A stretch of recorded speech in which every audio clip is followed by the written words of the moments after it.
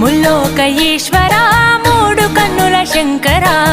Kashi విశ్వేశ్వరా కాటికాల రుద్రుడా